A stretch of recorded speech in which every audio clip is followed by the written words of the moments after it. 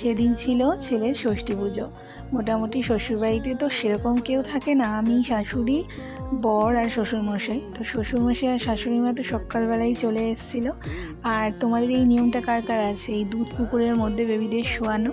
তো যাই হোক, আমাকে শোয়াতে বলা হয়েছিল, বাট আমি তো শোয়াইনি। তার কারণ হলো, বুঝতেই পারছো, সদ্যজাত বাচ্চা, ঠান্ডা লেগে যাবে আর অনেক কিছুই হতে পারে, তার সেই জন্য আমি রিস্কটা নিইনি। তো তারপরে দেখো এরকম গামছায় ডাকার নিয়ম আর কি।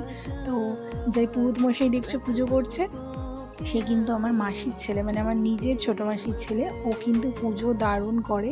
আমি এর আগে ওর পুজো ছেড়েছি, তোমরা হয়তো দেখেছো বা দেখোনি।